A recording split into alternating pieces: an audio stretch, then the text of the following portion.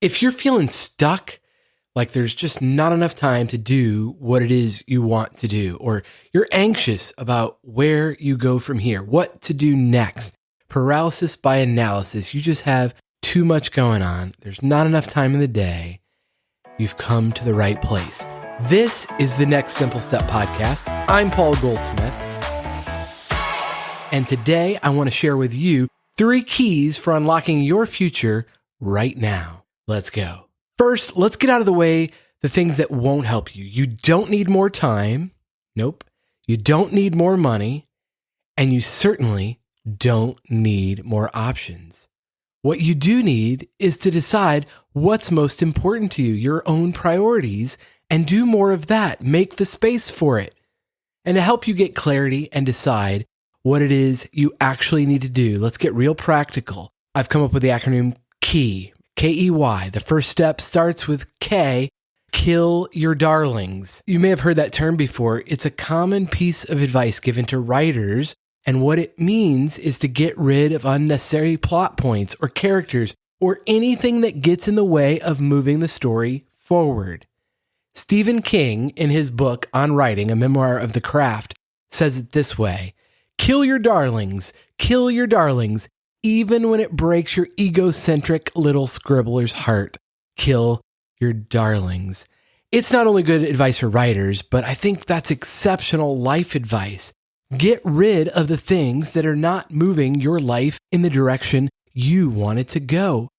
You're the captain of this ship. You get to decide. Of course, there will be obstacles and surprises and challenges, but you only control what you do with that obstacle, with those challenges, with what happens next. And are you doing the things you want to do to become the person you want to become? Get rid of the things that are not moving your life in the direction you want it to go. It's human nature to like what's familiar. We all do it. To hold on to what's worked for you in the past. You honor those things, but you don't have to hold on to it. Once you realize something, a job or a situation or a person is holding you back, let them go. As the organizational guru Marie Kondo puts it, thank you and goodbye. Your life and time is precious. Don't waste it on the things that are not helping you become the person you want to become. I don't know about you, but the only lifetime oath I've ever made is to my wife. Everything else is negotiable. Too many people I've coached personally, they stay in jobs or a work situation they've outgrown, or they're just no longer a good fit for because that's what's comfortable. That's what they know. That's what pays the bills. If that's you, maybe it's time for a change. Maybe it's time to write down exactly what you want and create a plan for getting it. Maybe it's a promotion in your own company or a raise. Let's take that for example. If it's a raise, put yourself in your boss's chair. What would compel them to pay you more? If you could show your boss how you're worth more, how you'll be worth more, and you can earn more value for the company, that gives you great leverage. If it's a promotion, how are you qualified for that job? By the same token, if you didn't have your current job, would you apply for it? And if not, why not? Make sure we spend so much of our adult lives at work. Make sure that job is a right fit job for you, or create a plan for finding that job or that opportunity. If you're going to negotiate with your boss for more pay or a different position, make sure you have a plan B if your offer is not accepted. Like I said, everything's negotiable. Nobody owes you anything, but if your company doesn't see what you think you're valued, then maybe it's time to look elsewhere.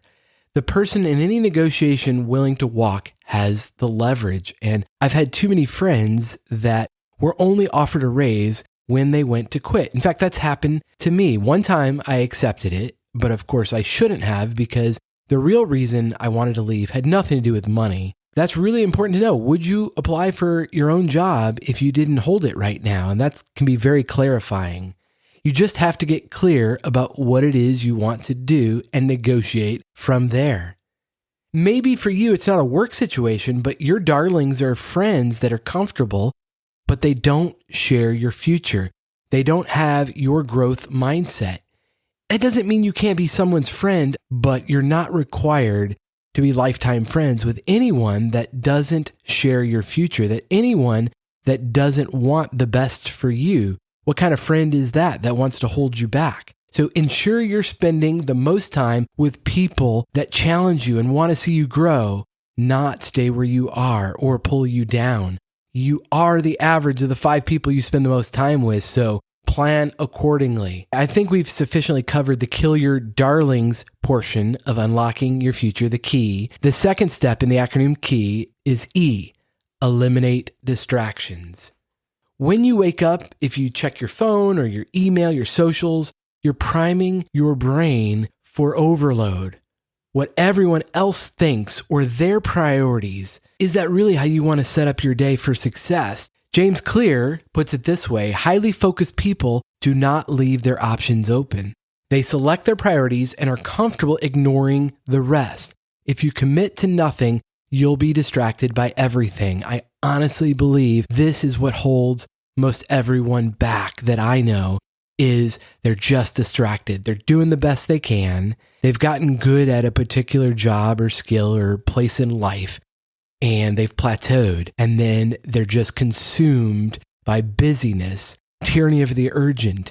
The dreams just get put off to some indeterminate time in the future. It's not going to slow down. Every year speeds up. And so when you are working on what you want to be working on, creating the things you are made to create, be indistractable, set boundaries, protect your time, and focus on making progress on your dream. Don't settle for that cheap dopamine that comes from checking your messages. You have a bigger goal than that. All progress is made by telling the truth and getting clear about what it is you want to accomplish and not settling for what's in front of you, what's comfortable. If you don't have clarity, focus time getting curious about what it is you want and what it is you don't want is a great place to start.